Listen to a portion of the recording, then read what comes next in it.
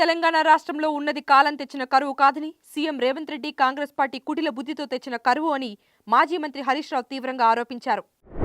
Fee reimbursement, scholarship నిధులను విడుదల చేయడంలో తెలంగాణ రాష్ట్ర ప్రభుత్వం నిర్లక్ష్యం వ్యవహరిస్తోందని ఆరోపిస్తూ ఈ నెల 14న రాష్ట్ర వ్యాప్త కళాశాలల బంద్కు ఏబీవీపీ పిలుపునిచ్చింది. హిట్, రన్ అండ్ ఎస్కేప్ అనేది గొడ్డల పార్టీ అధినేత నైజమని సీఎం చంద్రబాబు విమర్శించారు. నేరపూరిత మనస్తత్వం ఉండేవారు ప్రభుత్వాన్ని, నేతలను లక్ష్యంగా చేసుకుని విష ప్రచారం చేస్తున్నారని మండిపడ్డారు. కొత్తగా వైద్య కళాశాలల ఏర్పాటుకు ఉన్న నిబంధనలను సవరిస్తూ జాతీయ వైద్య సంఘం ముసాయిదా నోటిఫికేషన్ను జారీ చేసింది. ముసాయిదా నోటిఫికేషన్లో వైద్య కళాశాలల ఏర్పాటుకు ట్రస్టులు, కంపెనీలకు అవకాశం కల్పించింది. విశాఖకు చెందిన టెక్కీ రాధాగాయత్రి అనుమానాస్పద మృతి కేసులో కీలక పరిణామం చోటు చేసుకుంది. రాధాగాయత్రి భర్త శ్రీచరణ్ను డెహ్రాడూన్ పోలీసులు అరెస్టు చేశారు.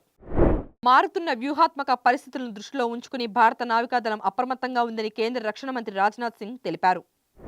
న్యూజిలాండ్ నలుమూలలా భారతీయులు విస్తరించి ఉన్నారని ప్రధాని నరేంద్ర మోదీ అన్నారు. వీరే ఇరు దేశాల స్వర్ణయుగ శకానికి నాయకులని అభివర్ణించారు. ఇరాన్కు అమెరికా 24 గంటల గడువు విధించినట్లు అంతర్జాతీయ మీడియా కథనాలు వెల్లడిస్తున్నాయి. హర్మూజ్ జలసంధిలో వాణిజ్య నౌకలపై దాడులను వెంటనే నిలిపివేస్తామని ఇరాన్ స్పష్టం చేయాలని అమెరికా డిమాండ్ చేస్తున్నట్లుగా వార్తలు వస్తున్నాయి.